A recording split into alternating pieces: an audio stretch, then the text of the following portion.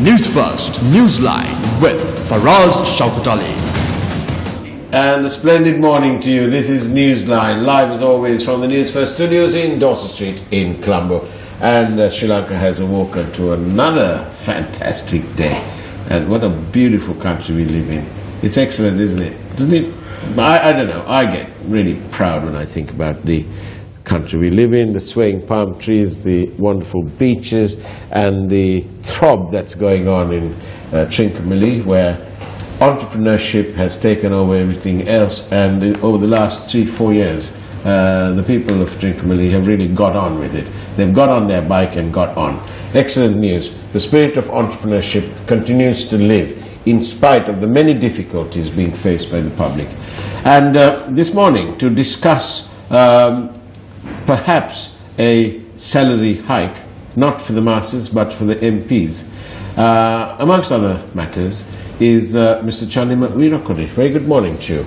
Good morning. And is it true, are the MPs getting a salary rise? What's all this fuss about? Well, I like the usual story explanation of any politician in this country is Yes.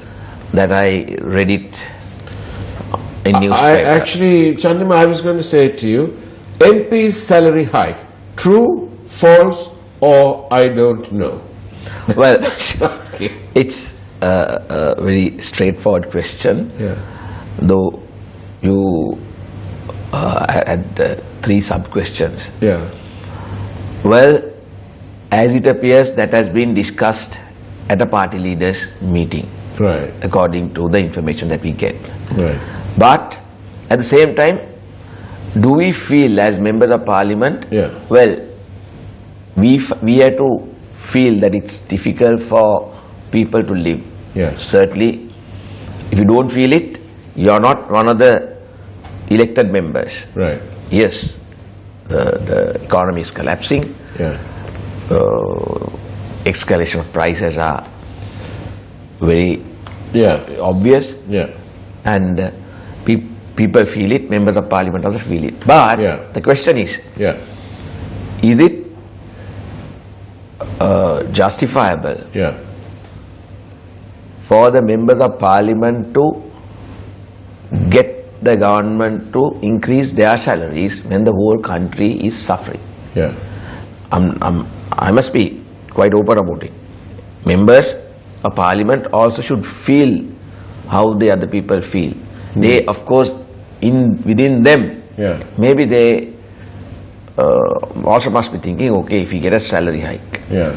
it's better because the cost of living is very high. Yeah. But as members of parliament, we have to do a sacrifice. We should not be the first to get a salary hike. Right. It is the general public. So, in such circumstances, as elected members, we must be in a position to sacrifice our salary increase till such time the people feel better. If the country is doing well, if people don't feel the cost of living, Yeah. certainly the salaries of the members of parliament can be increased. But Perhaps- it should not, when you say members of parliament, Yeah. there can't be 2 categories. Members of parliament representing opposition Yeah. and the members of parliament representing government must be treated equally. Well, yes. Now, the members of parliament representing the government Yeah. are paid 200,000 in addition to what is presently being paid for the members of parliament in the opposition. Really? Yes. And how does that come about? That is the question. We are not for a moment asking for a salary increase. No. We never asked as people. We as in the people from the opposition. Yes. Right. We never, because we feel the difficulties of the people, Yeah. but the disparity must be looked into. And I heard that the government members have passed a resolution to say yesterday that they are not for a moment requesting for a salary increase. Yeah. They have already got. I believe they should not accept whatever that they are being given indirectly as a bribe to keep them with the government. So this is the bribe. Another 2.4 million a year. it amounts to, I mean, why is it? Why, I mean, certainly for a minister or a deputy minister, you can understand they have a assigned duty, gazetted to perform. Yeah. So for that, it is justifiable. But justifiable in the sense that they get so much in terms of allowances to accommodate that specific job that they're doing. Yeah. So why would they want more? Why should they get more money? And when you say that, let's address that anomaly where the government MPs are getting more, 200,000 more per month, and the opposition are getting 200,000 less. So another way to address that anomaly and to create the balance is to remove their allowances and bring them down to the lower level. That would be probably rather than take y'all up to the higher level. Yeah. How do you feel about that? I mean, we feel that normally, but at the same time, we are not here to fight for our rights, our personal. We are elected to fight for and on behalf of the people who have elected us, and to see that the country prospers. Now, we are in a regime where people's thoughts, people's expectations are not looked into. Country is getting into agreements not for the benefit of our country, but due to compulsion, in order to satisfy certain foreign forces, where the benefit is not for us. We must be in a position to, of course, get into agreements with international agreements with countries, maintain international relationship, but finally that should be beneficial to Sri Lanka. We are not seeing that, and we see what do I say, shadows of constitutional drafts that are being drafted to serve personal expectations. Now, can you be a bit more specific on that? Now, we understand that a constitution is being drafted in order to accommodate certain individuals to be able to continue in power, and to shut out certain individuals who are popular, who are deemed to be popular in this country. Chandima, I'm going to ask you to be specific, like who? Specific individuals like who? Like Ranil Wickremesinghe as for serving Prime Minister, or the serving President? I believe it's the, I mean, if I may say, as I understand, this drafting is being done, as we have been informed, is done by a few people who are from the Prime Minister's office. So this draft, so this, I mean, we must think of the country. Okay, we should not target X, Y, or Z, accommodating X, Y, or Z in bringing about an amendment to, especially to the constitution of our country, which is the supreme law of the country. So when you see these type of attempts in this country, our top priority should be to defend our country from these type of attempts that will totally ruin our country, the democracy, and the expectation of the people. But here, and corruption is rampant. And corruption is rampant. And you have a Prime Minister who has hung on to power in his own party for a considerable period of time. And during that considerable period of time, he has been more in the opposition than in government. In any democratic system, that person wouldn't be part of that party. But Sri Lanka practices a very, or that particular party practices a very lopsided democracy with which their membership may or may not be happy with. But there are plenty of people to keep, to help him sustain that position.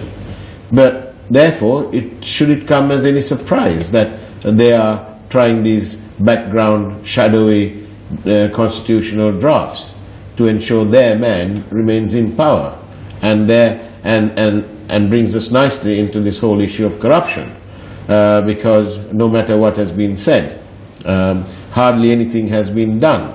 They have not proven anything of any substance against the members of the former administration, even though that was the election mantra. And nearly 4 years into the game, nothing really has happened. We have the FCID, who were trumpeted as the big ticket item, and then all their files are sent. Some files are sent to the National Procurement Commission. Other files have been sent somewhere else. People are being transferred out. The DIG was the senior DIG was retired, then he wasn't retired, and he's come back as on contract. There seems to be some problem with the IGP. So all these things, and are you surprised? Well, those days, like when Sri Lankan politics was primitive, you had political gunmen. The certain village level political chandiya had a gunman. So this FCID, I believe, replaced that political gunman culture in a more legislative manner. It's not even passed properly incorporated. So now, because when this country has had an Attorney General's department for hundreds of years, it's over 100 years now, and the Department of Police has also been there for over 100 years, and there is a law of this country. There's a penal code, there are various other statutes. So according to our constitution, whatever crime or fraudulent transaction can be looked into through the police and the Attorney General's department. Suddenly, when this government came into power, they formed FCID, which could be manipulated by the politicians. I believe the very idea of incorporating that was for this purpose. Nothing finally is done. No one is responsible. And there is a case, I think there is a Supreme Court case that's pending, where challenging the validity of the FCID. I mean, how can there be another institution where politicians are involved in selecting? It was obvious so that there was a office in the office at Temple Trees. Then the complaints were received there. The FCID was acting through that office. Acting on the instructions of that office, which is a political exercise. So how can you expect transparency? How can you expect any delivery for that matter? I told you, if you decide, if you give your option, if you are ready to be in the government as a member of parliament, you are given 200,000 in addition to what you get as a member of parliament, or you get any other benefit. At the same time, this political maneuvering agency can decide as to who is to be taken to courts, who is to be taken to gallows or not. So this is not what people expected. People wanted transparency. We were in the previous government. Now, people rejected us. You're from a legal background, aren't you? Yes. Special High Court. What's the rule? What's the criteria that decides whether Mr. ABC will receive treatment at the Special High Court or not? What's the treatment here? What's the yardstick? Well, yardstick is to be determined by the Chief Justice. But on his own? Chief Justice in consultation with his other judges, but final responsibility lies with him. But at the same time, he can decide on whatever cases that has been referred to him. And what is the yardstick, or what is the criteria of selecting out of hundreds of thousands of cases in this country, a few to be referred to the Chief Justice to And who decides that? That has to be by the Attorney General's department, and Attorney General can decide out of the cases where the investigations are concluded by the police. So we now take the bonds case. Yeah. When we were in the government. Why can't they bring? Yeah, that's my question. Yeah. Now, now in the eyes of the general public, the law, justice has to be delivered, and justice has to be seen to be delivered also. Yeah. People think in this country, this is how the general public feel about as a member representing people. Yeah. They think the big ones, big top criminals, VIP criminals get a different treatment. Right. So now the entire country is waiting to see as to when this Mahendran, a Singaporean Mahendran, is brought to Sri Lanka. Yeah. But now no one talks about it. Even we felt it when we were in the government. We pushed together with the president to appoint a presidential commission. Yeah. There was opposition to that. There was criticism. Certain people even criticized the president for that move. With the greatest difficulty, a commission was appointed. Yeah. And the Attorney General did a wonderful job, the members of the Attorney General's department. And the judges were excellent. They were exemplary. But now we don't see, now we see things moving very slow. No, but what I don't understand is the Prime Minister, in Parliament when this question was posed, he said, well, when he was out of the country, yes, he informed me that he's going for a wedding. I know that he's coming back. If he had such close links to him, I believe the Prime Minister, it's the duty of the Prime Minister. I don't for a moment say that the Prime Minister is a corrupt person, but he has a responsibility on behalf of the country and as the Prime Minister of this nation to help. That if is dependent on whether the person you're talking about has honor.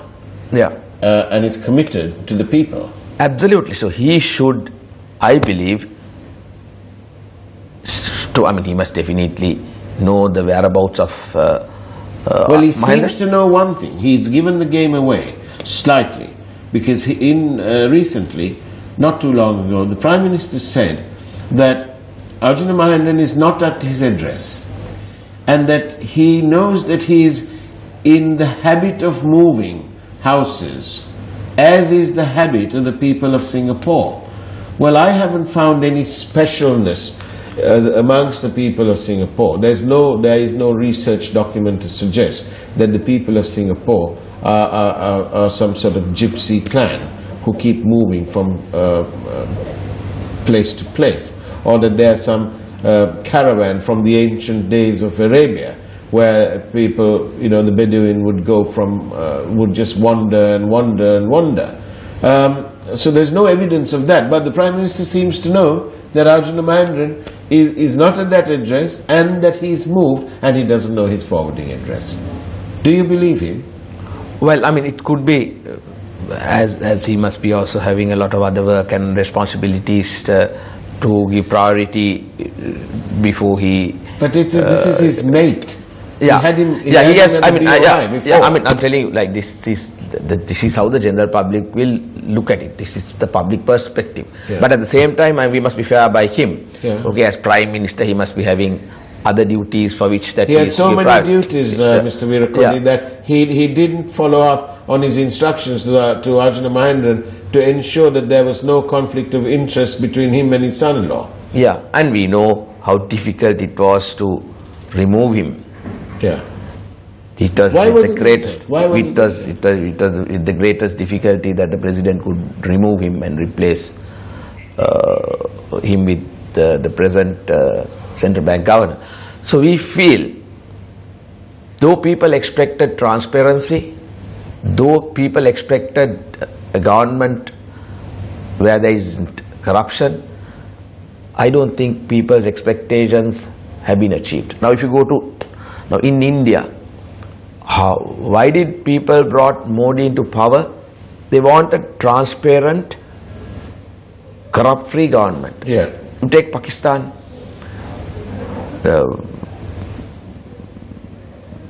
Imran Khan, a cricketer, an educated cricketer. Yeah. We get, in Sri Lanka, we get various cricketers, various actors getting into politics.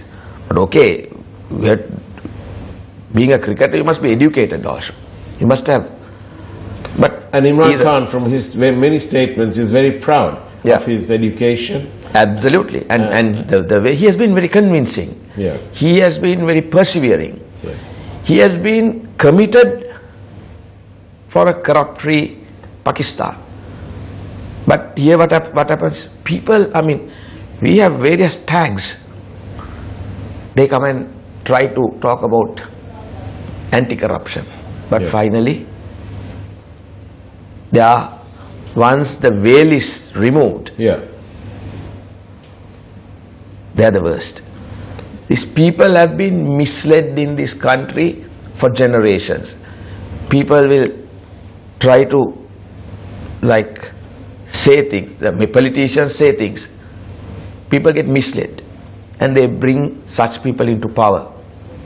Unfortunately, country hasn't been moving towards the correct direction. As a lawyer, can you tell me why is it not possible for the Attorney General's Department to try Arjun Mahendran in absentia? If he's not coming back, and then make him, and if the court finds him guilty, he will then become internationally wanted man. Yeah, that is possible. I believe, of course I don't have personal knowledge about what's going on in the case. Yeah. I believe they will resort to that. I mean, that's an option that's available under Sri Lankan law. And he could be brought to the Special High Court. But it depends whether the justices are going to be allowed or permitted to, in reality, to act independently. Well, I must say, the judiciary in Sri Lanka is to a great extent independent, and we have still and this is the problem, Chandima. It's when you use these words like to a great extent, it is a sort of acknowledgement that everything isn't quite right. Well, as opposed to, I mean, we must look at things comparatively. Right.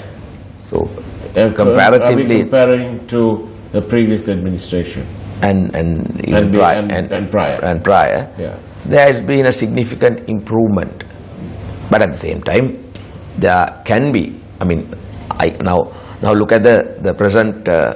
When you look at the conduct of present Chief Minister, who was a Supreme Court judge. Yeah. I have my fears. Yeah. I mean, he was a sitting Supreme Court judge. Look at the way he's conducting himself. Yeah. I don't approve of his conduct. So maybe that's why the certain select group of people shouldn't enter politics. I believe. I mean, even Chandima, accept positions, however innocent and innocuous the approach is. Because you find people who've served on the bench, then serving in plum positions on, say, boards of corporates and so on. And especially where there's government involvement in those corporates or wherever, it kind of doesn't give the right whiff. It gives you a whiff of conflict of interest. Yeah, because it's very, I mean, you have to maintain respect of the institutes, those institutes. If people begin to lose respect, not about individuals, about the institutions, then in time to come, it will be very difficult for the country to run. So people, and also it can be purely human. Now, okay, now one guy who was on the bench is now into politics. Yeah. Now, as all are human, Yeah. another person who's about to, who's on the bench, who's planning to retire, Yeah. who has in mind to get into politics, Yeah. may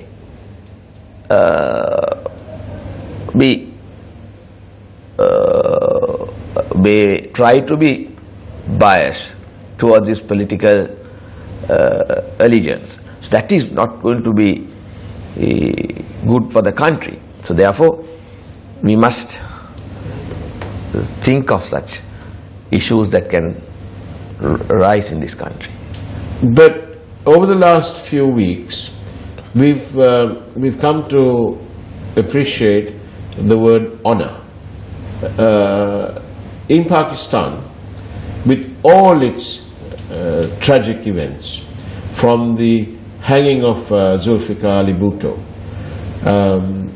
to the assassination of Benazir Bhutto, and in between all sorts of things, and where Imran Khan says that the Americans were paying, in effect paying the Pakistani government to go and bomb their own people, and that he is going to stop that. Nevertheless, Pakistan has had a robust judiciary, one strong enough to even remove the sitting Prime Minister. In Sri Lanka, it appears to me, Chandima Weerakkody, that honor is merely a word, or one of those labels that you were talking about earlier: anti-corruption, reconciliation, unity, and so on. If there is reconciliation, if there is unity, why, and this Prime Minister is so fond of highlighting his so-called influence and friendship with the Western world. Tell me then, Chandima, why is it that he's been unable to persuade his aviation colleague to have a direct connecting flight from Katunayake to Palali and to Trincomalee? Why? Is it to make sure that these returning people from the former conflict areas are giving a tough time? Or that they're too busy to look at these practical moves? Well, the difference I see, this is my personal opinion. Yes. Prime Minister is a well-read person. Yes. He's an intelligent person. But as a politician, you have to know the pulse of the people. He's very remote from how the people of this country think. So it's when that connectivity is not there, it's very difficult to deliver what is expected by the people. So when this issue continues, politically, he or the party that he represents cannot be successful.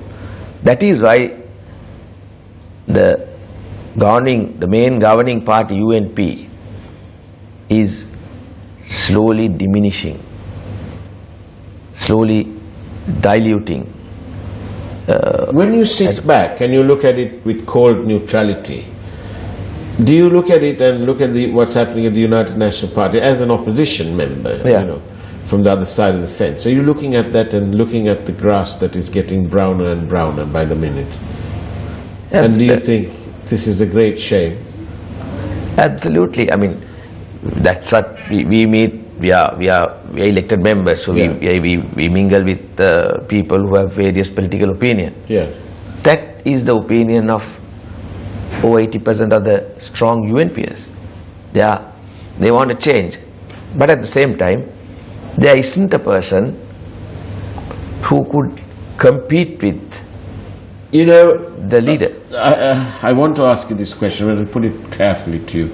How can a serving judge say that a relative of his was working at the place, at the main suspect's place?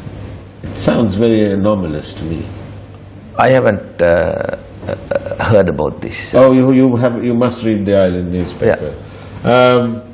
All right. Well, you know, it's just like you're being investigated in something, and you then declare that later after the event. Oh yeah, by the way, the main suspect, my relative's working for him or her. It throws a whole new dimension to the word honor, integrity, and so on. Well, I mean, of course, if whoever has been a paid employee who has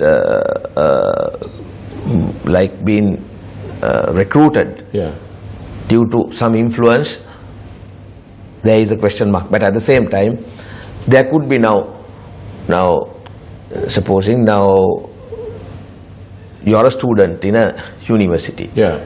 The university decides on internship. Then you are selected and sent to a place for internship for a temporary period. Yeah.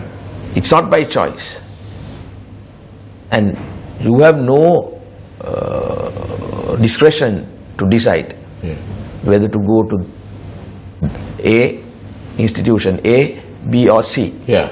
So then, I mean, whether, of course, maybe you're... So that's fine, you have no choice. No choice. So, I mean... But what happens when you have the choice? Well, when you have the choice, best would be to avoid. But at the same time, the independence. Now, when you are now, if once my child is over 18 and he's in a position, he is graduated and he is in a position to be employed, certainly that child must be given the independence to decide. Now, you take now the same in the same family, you get brothers representing various political parties. But in the night they meet. They are with the mother to be fed. But in general, public, they oppose each other. Indeed. And they have underhand links. I mean, so when you look at it, I'm going to ask that you something, because we're actually running over, but I have to ask you this question. Judging from your answer just now, I want to ask you this directly. Are you planning on joining the United National Party? Not at all. Under no circumstances. I want to also tell you, in response to your question, a former governor of the central bank, this top position, he stepped down after it was found that he had made a telephone call to the manager of the bank, of the branch of the bank, where his wife had an account, and he spoke to the manager and said, she's coming for an overdraft to some facility. Just on the basis of that telephone call, he left his position. That is honor, and that's integrity, and that's upholding the values of that institution. Sadly, that didn't happen during Bondgate. And Chandima Weerakkody, unfortunately we've run out of time, because I could have been talking to you for half an hour more about this. But thank you for all the questions. It's great having all these, and I'm so... one of the viewers says it's not the child's fault. We're not talking about the child here. We're talking about the dad, or the big person, the adult. No, even the dad may not have the control over the child. Like in the same family, if two people can be on two sides. But the dad's in control of his brain and his mouth. Yeah. And he could come and say, excuse me chaps, somebody's coming before me, I have to interview him, but I want to tell you that my relative is working in an institution where he's the top boss. And also like professional ethics is very important. Now, if you are really a principled person, and if you go by professional ethics, you may have your personal links. Now, we have a lot of friends who are in the government, in other parties. But so my question, Chandima, about this conflict. the conflict is the interest. Yeah. You know, and it is not about, it is all about what the father ought to have done. Yeah. That's the issue here. Because whatever said and done, any judge, let alone a Supreme Court judge, must be whiter than white. There is no mitigating circumstance, because when our life depends on it, the ultimate place that we go to is to the Supreme Court. Yeah. And if those judges are in some way dishonorable, then the public have a huge problem on their hands. And that's what this is all about. Well, I mean, it depends on the person. Like, you know, when you look at how things have happened in Sri Lanka, people may have that inference. But at the same time, there are certain individuals who have conducted themselves to the best satisfaction of their belief. So, I mean, depends on the person. It could be that the father and the child has not had any discussion, has not had any dealings professionally.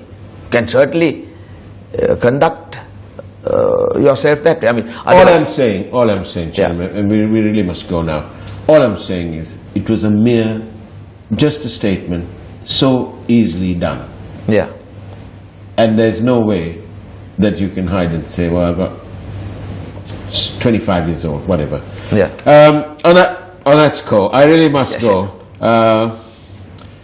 We really must bring back honor and integrity to our country, not only from politicians but from senior officials, and certainly to maintain the independence of the judiciary. Chandima Weerakkody, thank you very much for being on Newsline, this extended version of Newsline.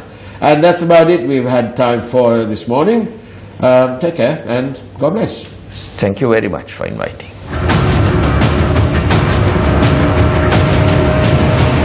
News First, Newsline with Faraz Shauketaly.